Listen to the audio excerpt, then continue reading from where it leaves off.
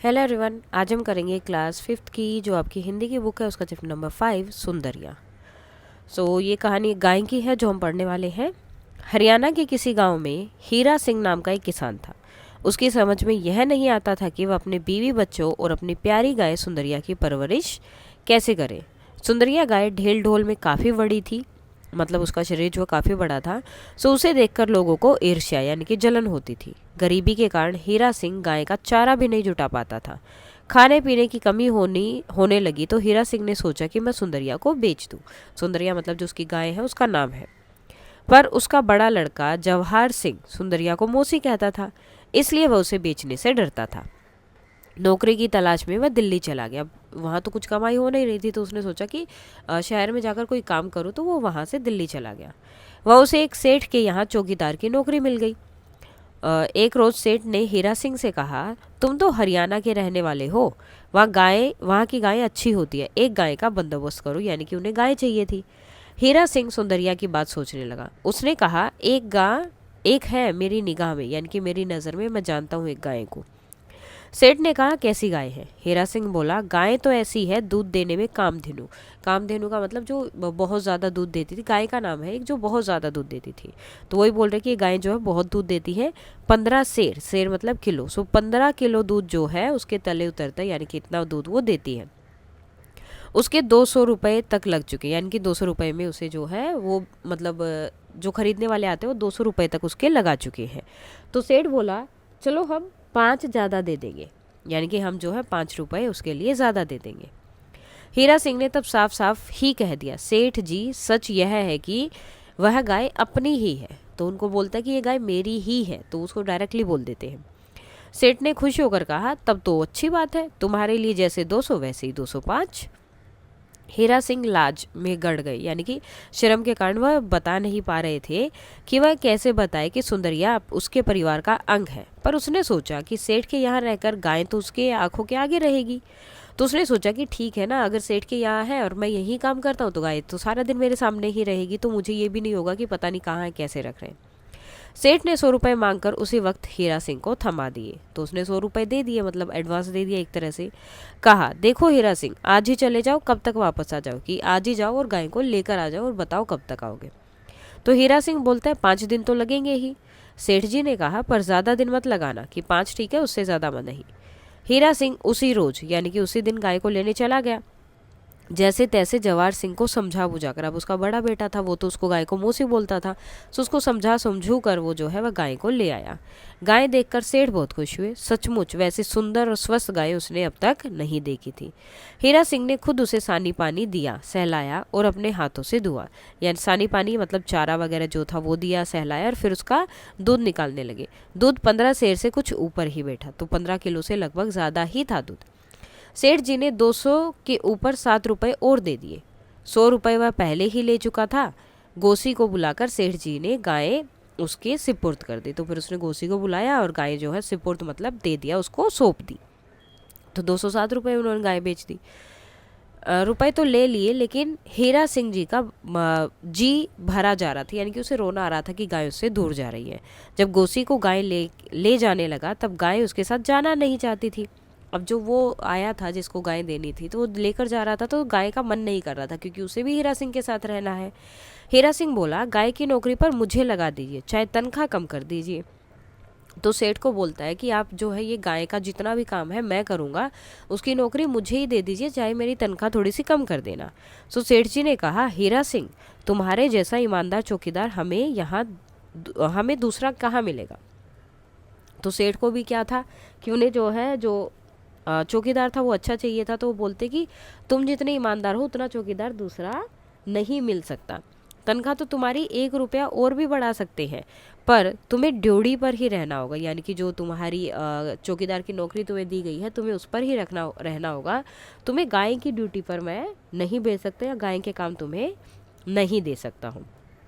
हीरा सिंह क्या कहता, वो कुछ नहीं बोल सकता। उसने गाय को पुचकार कर कहा, सुंदरिया जाओ। तो वो इस तरह से उसे पुचकारता, सहलाता है और बोलता है कि जाओ जाओ। गाय ने उसकी ओर देखा, तो गाय उसकी ओर देखती है जैसे कि कोई प्रश्न पूछ रही है, क्या तुम सचमुच ही इसके साथ चली जाऊं, कि क्या तुम चाहते हो कि मैं सही में इसके साथ चली जाऊं। तो वो इस तरह से उसकी मतलब देखती है, उसकी ऐसा लग रहा है कि जैसे वो कोई प्रश्न उससे उस टाइम पर पूछ रही हो। तो हीरा सिंह ने उसे थपथपाया, उसकी पीठ पर हाथ लगाया, थपथपाया, तो वह घोषी के पीछे चली गई। तो फिर वो उसके साथ जो आदमी लेने आया था उसके साथ चली गई। हीरा सिंह एक टक देखता रहा, यानी कि जब तक वो चली नहीं गई उसी की तरफ देखता रहा। लेकिन अगले दिन गड़बड़ हुई। सेठ जी ने हीरा सिंह को बुलाकर कहा, तुमने मुझे धोखे में क्यों रखा? गाय से सवेरे 5 सेर दूध भी नहीं उतरा। तो बोलते कि तुमने तो मुझे धोखा दे दिया, तुमने बोला था ये तो 15 किलो दूध देती है, लेकिन सुबह जब दूध निकाला तो सिर्फ 5 किलो ही दिया, वो भी मुश्किल से। हीरा सिंह ने कहा, मैंने खुद 15 सेर से ऊपर दूध दोहकर आपको दिया है, मैंने तो खुद उस दिन मतलब शाम को ही 15 किलो दूध दिया है आपको निकाल के।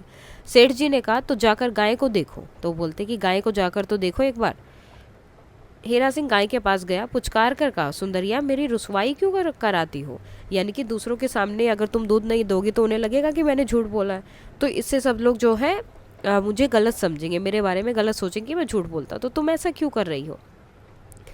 गाय ने मुंह ऊपर उठाया मानो पूछ रही हो, बोलो मुझे क्या करना है? तो हीरा सिंह ने फिर घोसी से कहा कि बाल्टी लेकर आओ।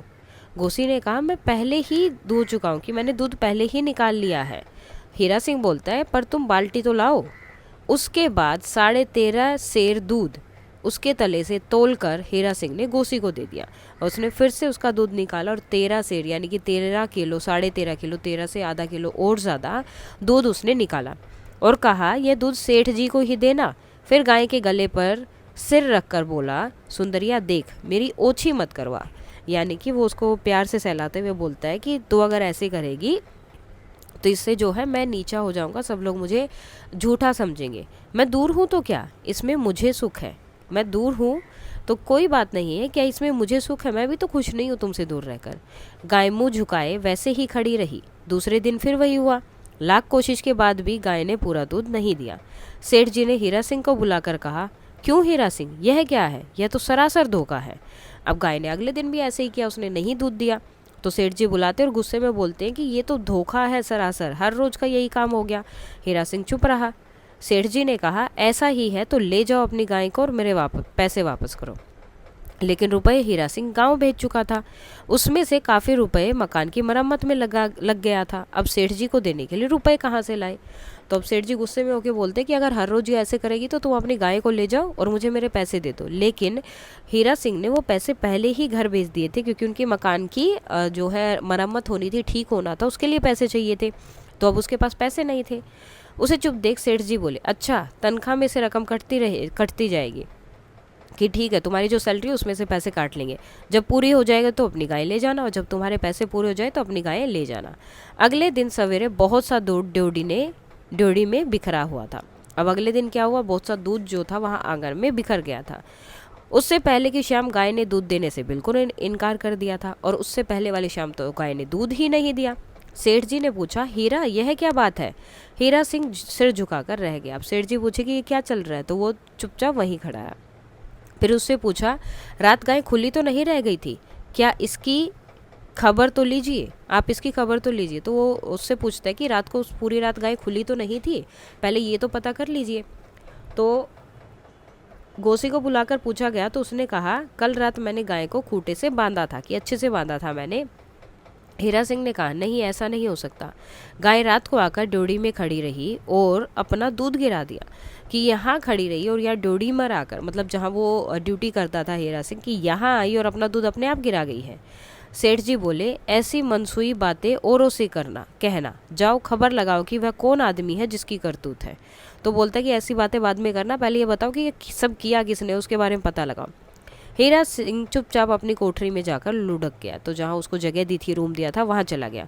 कब आंख लगी कुछ पता नहीं चला। रात को अचानक लगा कि दरवाजे की ओर से रगड़ की आवाज़ आई। तो उसे जो है रात मतलब वो सो गया था वहाँ पर, फिर रात को उसे एकदम से आवाज़ आई कि जैसे दरवाजे पर कुछ है, कुछ रगड़ रहे हैं। उठकर दरवाजा खोला, देखा सुंदरिया खड़ी है। मुंह ऊपर उठाकर सुंदरिया उसे अपराधी की आंखों से देख रही थी, मानो क्षमा याचना कर रही हो।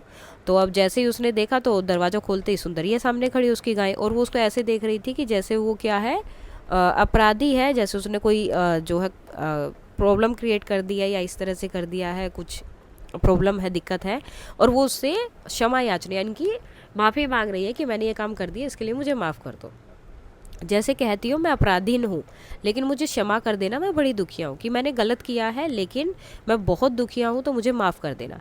देखकर हीरा सिंह विवल उठे, यानी कि वो रोने लगे, उसके आंसू नहीं रुक रहे थे। वह सुंदरिया की गर्दन से लिपट कर देर तक सिसकता रहा, यानी कि रोता रहा। अगले सवेरे उसने सेठ जी से कहा, आप मुझे जितने महीने चाहे कसकर चाकरी करवाएं, पर गाय आज ही गांव चली जाएगी। तो बोलता कि आपको जितना करना है उतने दिन जो है मेरे से काम करवा लीजिए, लेकिन मेरी गाय आज ही गांव जाएगी।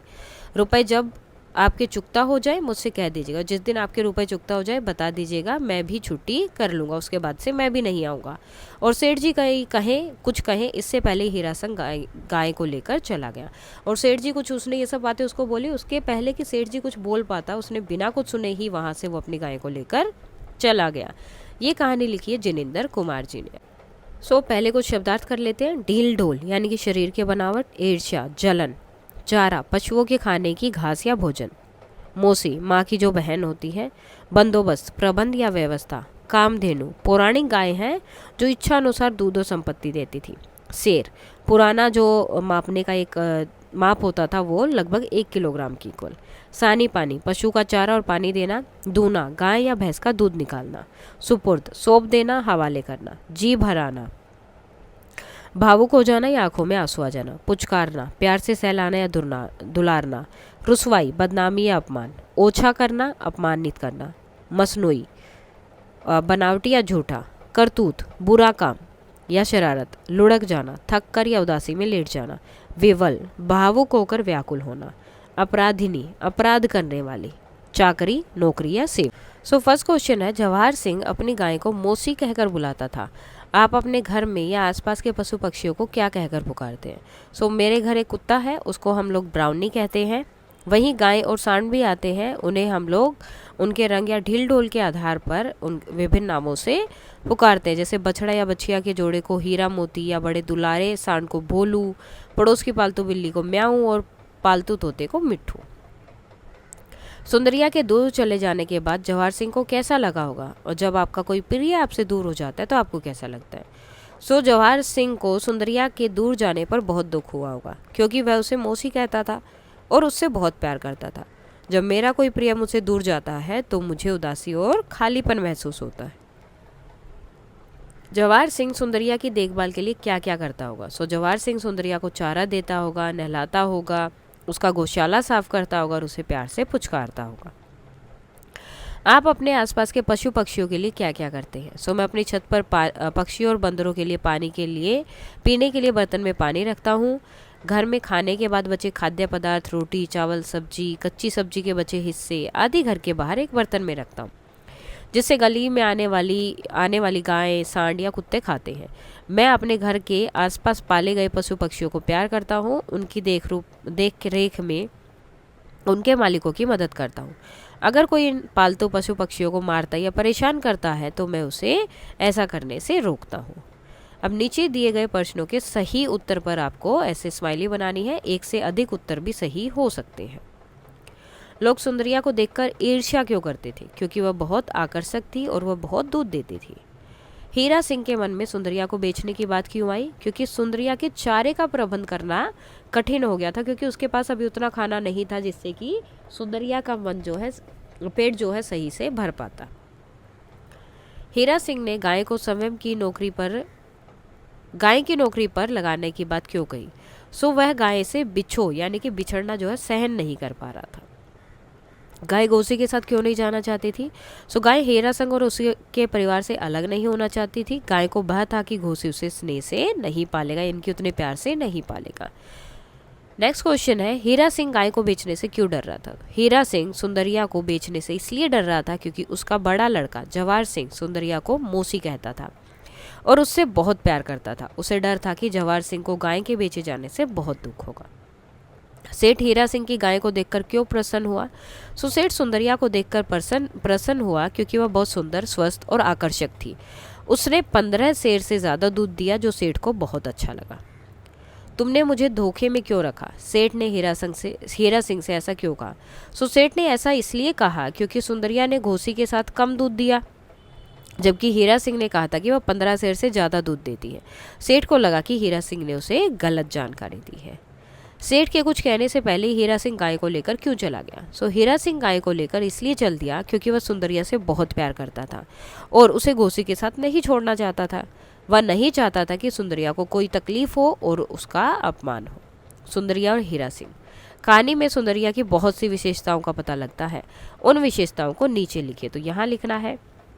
जैसे कि वह बहुत आकर्षक थी, वह अच्छे ढील ढोल वाली थी, वह मालिक की आज्ञा का पालन करती है, वह प्यार और अपनापन समझती थी, वह मालिक से काफ़ी लगाव रखती है और वह बहुत दूध देती थी। अब आप हीरा सिंह की विशेषताओं को अपनी लेखक पुस्तिका यानी कि नोटबुक में लिखना है। हीरा सिंह मेहनती और ईमानदार था। वह अपने परिवार और सुंदरिया को बहुत प्यार करता था। वह गरीब है लेकिन अपने बच्चों और गाय की देखभाल करना चाहता है। वह सुंदरिया को बेचने के लिए मजबूर था, इसलिए उसे बहुत दुख हुआ। वह साहसी है क्योंकि उसने अपने सेठ से साफ साफ अपनी बात कही। समझ और अनुभव। क्या आपको लगता है कि पशु पक्षी भी हमारी भावनाओं को समझते हैं? हाँ, पशु पक्षी भी हमारी भावनाओं को समझते हैं। जैसे जब मैं दुखी होता हूँ तो हमारा पालतू कुत्ता मेरे पास आकर चुपचाप बैठ जाता है। जवाहर सिंह सुंदरिया को मौसी कहकर क्यों संबोधित करता होगा? जवाहर सिंह सुंदरिया को मौसी कहकर संबोधित करता होगा क्योंकि वह उसे परिवार का सदस्य मानता था और बहुत प्यार करता था। नगरों में बड़े पशुओं को पालतू बनाने के लिए वाले लोग कम क्यों हैं? नगरों में बड़े पशुओं को पालतू बनाने वाले लोग कम हैं क्योंकि शहरों में जगह कम होती है, चारे का प्रबंध करना कठिन होता है और लोग काम में बहुत व्यस्त होते हैं। पशु पक्षी मनुष्य की तरह तो बोल नहीं पाते, परंतु वे भी आपस में अपनी बातें करते होंगे। तो क्या आप सहमत हैं? हाँ, मैं इस बात से सहमत हूँ। पशु पक्षी अपनी आवाज़ों और हाव भाव से बातें करते हैं। उदाहरण के लिए मेरे घर में मेरे पास 2 बिल्लियाँ हैं, अक्सर म्याऊं म्याऊं करके बात करती हैं, जैसे एक दूसरे को कुछ बता रही हो। पक्षी भी सुबह चहचहाकर एक दूसरे से बात करते हैं। गाय का नाम सुंदरिया किसने और क्यों रखा होगा? सुंदरिया का नाम शायद जवाहर सिंह ने रखा होगा क्योंकि वह उसे बहुत प्यार करता था। उसने यह नाम इसलिए रखा होगा क्योंकि गाय बहुत सुंदर और आकर्षक थी। हीरा सिंह के घर में सुंदरिया की विदाई के दृश्य की कल्पना कीजिए कि जब वो जा रही होगी तो सब जगह कैसा माहौल होगा। जब सुंदरिया को ले जाने का समय आया, जवाहर सिंह उदास हो गया होगा। वह सुंदरिया को गले लगाकर रो रहा होगा और कह रहा होगा, मौसी तुम जल्दी वापस आना। हीरा सिंह भी चुपके से आंसू पोंछ रहा होगा। सुंदरिया बार बार पीछे मुड़कर जवाहर सिंह और घर की ओर देख रही होगी, जैसे वह भी नहीं जाना चाहती हो। पूरा परिवार उदास होकर सुंदरिया को विदा करता होगा। सुंदरिया को वापस घर लेकर जाते हुए हीरा सिंह को कैसा लग रहा होगा और क्यों? सुंदरिया को वापस घर ले जाते हुए हीरा सिंह को बहुत खुशी और राहत महसूस हो रही होगी क्योंकि वह अपनी प्यारी गाय को वापस अपने परिवार के पास ले जा रहा था। उसे थोड़ा दुख भी रहा होगा क्योंकि उसे सेठ के पैसे तनख्वाह से चुकाने थे, लेकिन सुंदरिया को अपने साथ देखकर उसे सुकून मिल रहा होगा। भाषा की बात। नीचे दिए गए मुहावरों का प्रयोग कहानी में किया गया है। कहानी में इन्हें ढूंढिए और इनके अर्थ जो है आपको अपनी नोटबुक में लिखने हैं। लाज से गड़ जाना, दूध देने में कामधेनु, जी भर आना, एक टक देखना और आंख लगाना। अब लाज से गड़ जाना यानी कि शर्मिंदगी महसूस होना। वाक्य, जब मैंने गलत जवाब दिया तो मैं कक्षा में लाज से गड़ गया। दूध देने में कामधेनु यानी कि बहुत अधिक दूध देने वाली। हमारी गाय दूध देने में कामधेनु है, वह रोज 10 लीटर दूध देती है। जी भर आना, बहुत उदास हो जाना यानी कि एक तरह से रोने का जब मन होता है वो। अपने दोस्त को विदा करते समय मेरा जी भर गया। एक टक देखना, लगातार और ध्यान से देखना। बच्चा नई खिलौना गाड़ी को एक टक देख रहा था। आंख लगना, नींद आ जाना।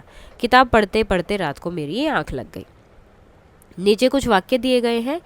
वाक्यों में रेखांकित शब्दों से मिलते जुलते अर्थ वाले शब्द चुनकर वाक्य में दोबारा लिखना है, ठीक है, पुनः लिखना है। सुंदरिया की सुंदरता से कई लोगों को जलन होती थी यानी कि ईर्ष्या होती थी। सुंदरिया की सुंदरता से कई लोगों को ईर्ष्या होती थी।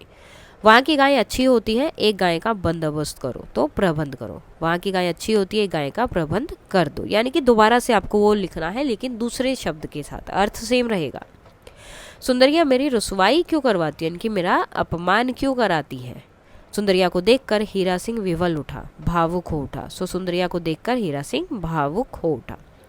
आप मुझसे जितने महीने चाहे कसकर चाकरी करवाएं। आप मुझसे जितने महीने चाहे कसकर नौकरी कराएं।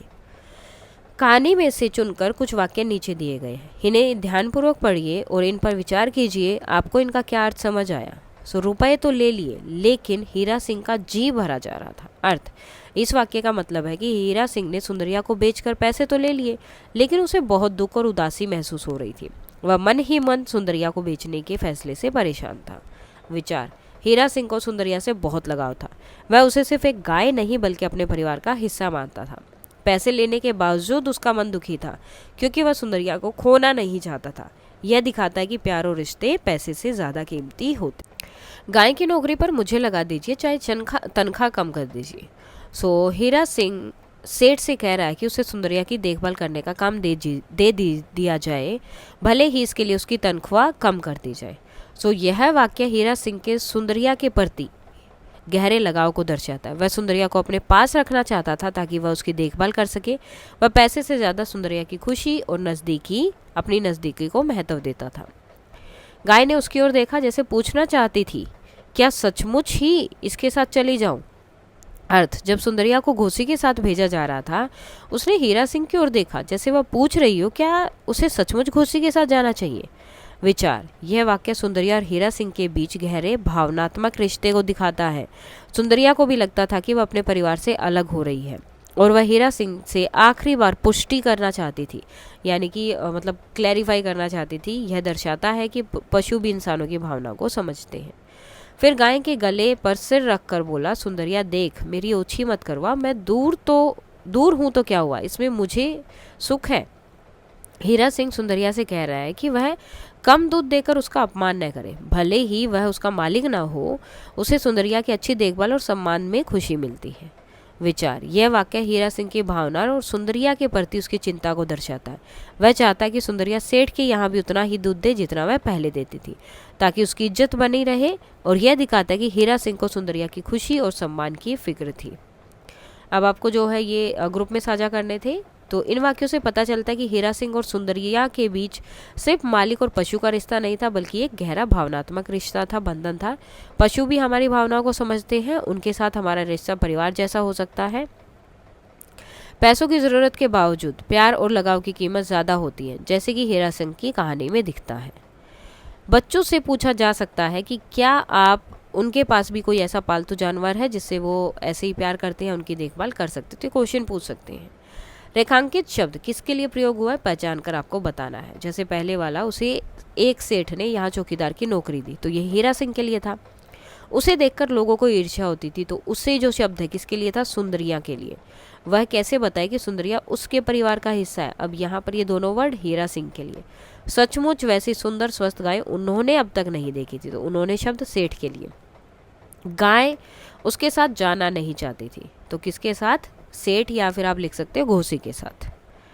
पाठ के आगे नीचे कुछ चित्र दिए गए हैं, इनको देखते हुए समूह में चर्चा कर यह सुझाएं कि हम पशु पक्षियों के लिए क्या क्या कर सकते हैं। इसके अतिरिक्त कुछ और बिंदु भी जोड़ सकते हैं।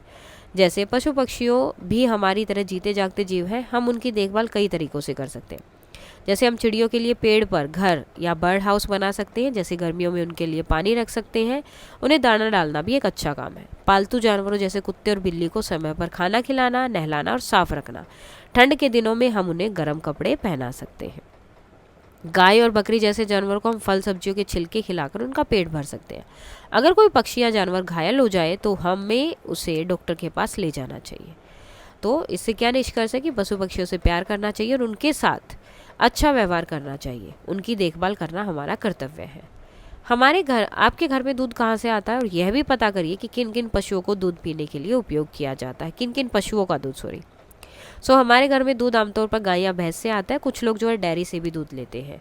और कौन कौन से पशुओं का दूध पिया जाता है, गाय, भैंस, बकरी, ऊंट आदि अलग अलग होते हैं। किसी गौशाला यानी कि जहाँ पर गाय रहती है अथवा दुग्ध उत्पादन केंद्र जिसे डायरी बोलते हैं का भ्रमण कर पता लगाइए कि पशुओं का लालन पालन कैसे किया जाता है। आप इस गतिविधि से में अपने शिक्षक या अभिभावकों की सहायता ले सकते हैं। मैंने अपने शिक्षक और माता पिता के साथ पास की गौशाला का भ्रमण किया। वहाँ हमने देखा कि पशुओं का लालन पालन कैसे किया जाता है। चारा और पानी दिया जाता है। गायों और भैंसों को हर दिन ताज़ा घास, भूसा और दाना खिलाया जाता है। साफ पानी पीने के लिए दिया जाता है। साफ सफाई, गौशाला को रोजाना साफ किया जाता है ताकि पशु स्वस्थ रहे। उनके बिस्तर को लगाते हैं, इनकी भूसा वगैरह लगाते हैं ताकि वो ज़्यादा गीला ना हो। देखभाल, पशुओं को नहलाया जाता है, उनकी नियमित जांच की जाती है, अगर कोई बीमार हो जाए तो डॉक्टर को बुलाया जाता है। दूध निकालना, सुबह और शाम को पशुओं से दूध निकाला जाता है, कुछ जगहों पर मशीनों से और कुछ जगहों पर हाथ से। वातावरण, पशुओं को धूप और हवा के लिए खुली जगह दी जाती है और ठंड में उनकी देखभाल के लिए गर्म कपड़े या कंबल का इंतजाम होता है। कल्पना की उड़ान, सेठ के घर से लौटकर जाते हुए हीरा सिंह सुंदरिया को बहुत प्यार करता है, उसको सहलाता है एवं उससे बातें करता है। यदि सुंदरिया भी बोल सकती तो कल्पना कीजिए कि सुंदरिया हीरा सिंह के बीच क्या क्या बातचीत होती। तो क्या क्या होता? सुंदरिया, अब तुम घर वापस आ गई हो, मुझे तुम्हारी बहुत याद आई। मुझे भी याद आई हीरा सिंह, डर था तुम मुझे छोड़ दोगे। कभी नहीं, तुम हमारे परिवार का हिस्सा हो, हमेशा तुम्हारी देखभाल करूंगा। मैं भी हमेशा तुम्हारे पास रहूंगी और भरोसा निभाऊंगी। नाटक मंचन, आपने सुंदरिया कहानी पढ़ी, इस कहानी का नाटक के रूप में बदलकर कक्षा में जो है नाटक मंचन कर सकते हैं। जैसे कि हीरा सिंह गरीब किसान बन जाएगा, जवाहर सिंह हीरा सिंह का बेटा, सुंदरिया गाय, और सेठ जो है दूध का जो मालिक होगा वो बनेगा, और घोसी क्या होगा? एक गाय संभालने वाला व्यक्ति। अब इसका पूरा आपको नाटक बनाना है। जैसे घर में हीरा सिंह, अब क्या करूँ, मेरे पास इतना चारा नहीं कि सुंदरिया को बेच दूँ, तो बेच दूँ या? तभी जवाहर सिंह आता है, पापा सुंदरिया मेरी मौसी है, मैं उसे बेचने नहीं दूंगा। हीरा सिंह, ठीक है, मैं सोचता हूँ नौकरी करके पैसे कमाऊँ और गाय को हमारे पास रखो। फिर सेठ का घर आता है, हीरा सिंह, हरियाणा की गाय अच्छी होती है, एक गाय का बंदोबस्त करो। हीरा सिंह बोलता है अपनी गाय की ओर देखकर या उसको सोचकर कि मेरी नज़र में एक गाय है। कैसी गाय है? वह इतनी सुंदर है कि दूध देने में कामधेनु है, 15 सेर दूध देती है। वाह, इसे लाओ। फिर गाय को लेने चला जाता है। सुंदरिया, अब हम थोड़े दिन के लिए दूर जाएंगे, पर मैं हमेशा तुम्हारा ख्याल रखूंगा। सुंदरिया मुंह उठाकर हीरा सिंह को देखती है, जैसे कह रही हो, क्या सचमुच मैं तुम्हारे साथ जाऊं? हीरा सिंह, देखो मैं दूर तो हूँ, क्या हुआ, इसमें मुझे कौन सा सुख है? अब सेठ जो है, तुमने मुझे धोखा दिया, गाय ने पूरा दूध नहीं दिया। हीरा सिंह, मैंने खुद 15 शेर दूध दिया था उस दिन, मतलब निकाला है घोसी। कल रात मैंने गाय को बांधा था, लेकिन उसने फिर भी दूध गिरा दिया। हीरा सिंह बोलता है, सुंदरिया अब घर वापस चलो। और हीरा सिंह सुंदरिया को सहलाता है और दोनों खुशी खुशी चले जाते हैं। सो इस तरह से आप इस नाटक का मंचन कर सकते हैं। अब नीचे एक पहेली दी हुई है जिसका आंसर आपको बताने क्या क्या हो सकते हैं। अब पुस्तकालय एवं अन्य स्रोत, इस पाठ में दूध की मात्रा को शेर द्वारा दर्शाया गया, जो मापन की एक प्रक्रिया प्राचीन भारतीय इकाई है। इस प्रकार वस्तुओं की मात्रा को मापन की और भी प्राचीन भारतीय इकाइयाँ प्रचलित है। आप पुस्तकालय से जो है, जो भी इस तरह की पुस्तकें हैं जिसमें जो है मापा जाता है, जैसे आजकल हम किलो बोलते हैं, लीटर्स बोलते हैं, तो इसी तरह पहले जो है सेर का यूज़ किया जाता था। तो आपको वही देखना है और पहली इकाइयों को पता लगाना है। इसके लिए आप अपने शिक्षक, अभिभावक की सहायता ले सकते हैं।